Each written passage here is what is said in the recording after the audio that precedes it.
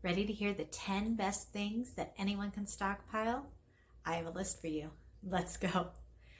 Hi, in case you don't know me, I'm Kristen of Joyfully Thriving, and I am a firm believer that anyone can and should have a stockpile to save money, and for a lot of other reasons. I talk a lot about stockpiles, and I have a whole playlist, so if you want to learn more, make sure you check those out. I'll leave a link in the comments. But today I want to talk to you about 10 things that I think anyone can and should stockpile. So whether you're a beginner at stockpiling or you've already been around and you've started building a stockpile but you're kind of confused where to go next, this list is for you. Now, before I get started, let's just say this. This is more than just 10 items. A couple of these are categories. And just because this is my list, please do not feel like this has to be your list.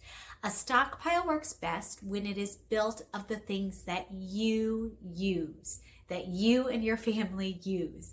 It does no good to put it on your shelves, no matter how great of a deal, no matter how many people say you should do this. It does no good to you if you're not going to use it. Only build a stockpile of the things that you and your family will use. So, as you listen through this list of mine, think about it and say, okay, what on this list do we use, or what could I substitute in place of it? But use this list. I think it encompasses a lot of things, but use this list to build your own stockpile that will serve you and your family. So let's get started. The first place to start, the first item is flour, sugar, and other baking items.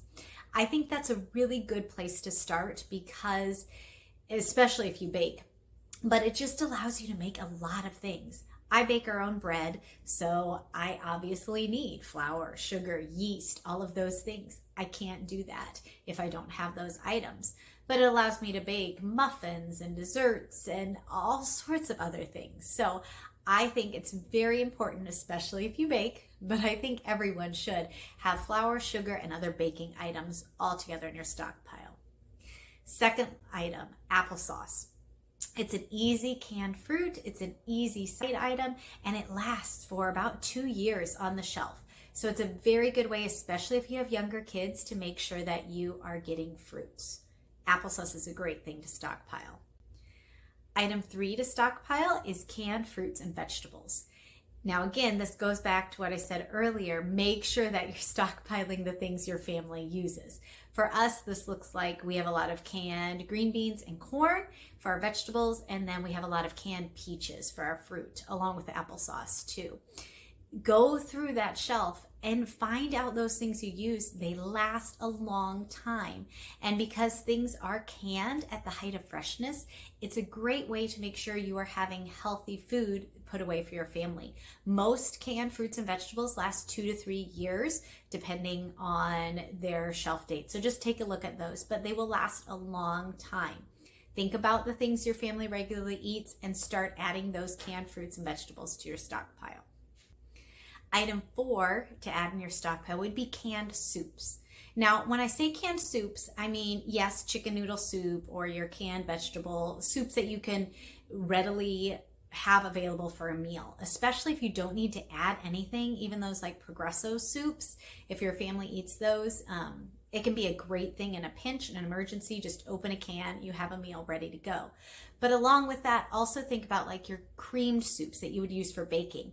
I have several recipes in our family that we use cream of chicken soup for. Yes, I can make my own from scratch, but it's so convenient to have those cans. So I make sure in our stockpile, I always have cream of chicken soup to make poppy seed chicken and potato casserole, and I have a pork chop recipe, a lot of different things that use that.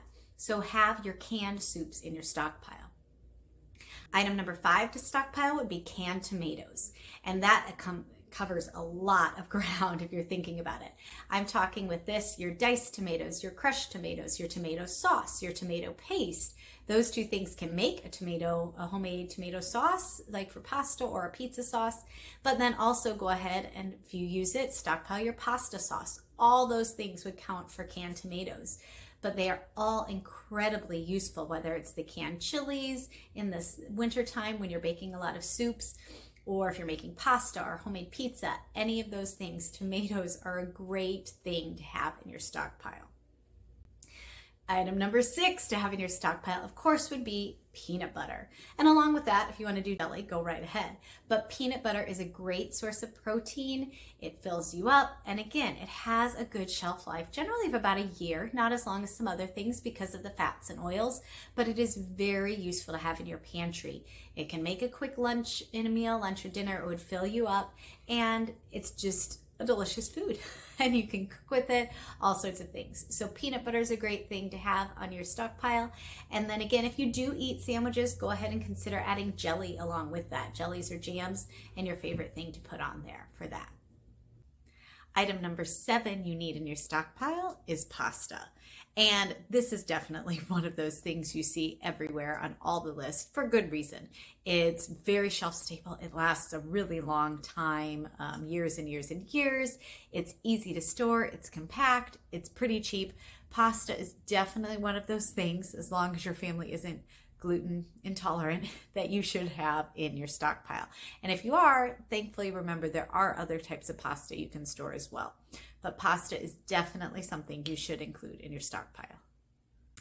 Item number 8 to have in your stockpile would be condiments. And again, this encompasses a lot of things depending on what your family uses. Obviously, there's ketchup and mustard. There's your salad dressings, maybe the mixes for salad mixes, like your onion soup mix or your packages of ranch, any of those things. Think through the condiments that you regularly use and add those things to your stockpile. Now, the last 2 items on this list are a little different because they're not shelf stable, but I do think they're very important things to stockpile and that anyone could stockpile in different capacities. So, item number 9 stockpile would be cheese. Our family loves cheese, and if your family is the same, this is definitely something to consider stockpiling for 2 reasons. First of all, it lasts a long time in your fridge. Most cheese is good for about 6 months after packaged just by keeping it in your fridge. However, if you want to lengthen it, it's easy to freeze.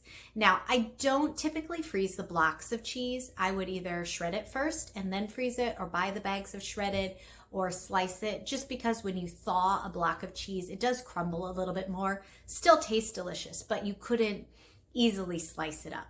But cheese alone, just having it in your fridge, is a great thing to have in your stockpile because it makes for quick meals or snacks of cheese and crackers, and it just adds a lot to your different meals. Finally, the 10th thing that everyone should stockpile is meat. And again, yes, you need to keep this in the fridge or your freezer. This is really a freezer stockpile here item. But it's very important. You can buy some shelf-stable meats, and I think those are important to consider if your family will eat those, like tuna or canned chicken. They do have canned pork and ground beef even available at some stores. It can be a little difficult to find those, and the prices really have gone up on those recently. But they are nice to have because, again, they're shelf-stable, they will last a long time, and it helps you to know that you have some sources of protein for your family in your stockpile.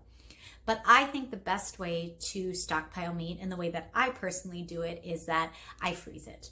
So whenever I see a great deal on any kind of meat, I buy enough to last us for several weeks, or as much as my budget can afford at that point, and I will bring it home and I'll process it for the freezer. So sometimes that means cooking up some ground beef and putting it in 1-pound bags and freezing it. Sometimes it means dividing some raw chicken into bags of about 1.5 pounds and freezing it that way. Sometimes I just take the whole package and put it in the freezer. But doing that and having meat in your freezer will help your family save so much money and help you be a lot more prepared. So there you have it. Those are 10 items I think everyone can and should stockpile. But I'd love to know. That's my list. So leave a comment and tell me, what do you think should be in everyone's stockpile? If you like this video, be sure to like it, and I'd love it if you'd subscribe and join me here on Joyfully Thriving. I have lots other stockpiling videos in a playlist and lots more coming, because this is something that I do believe can benefit everyone. So stay tuned for more of that, and I will see you in the next video.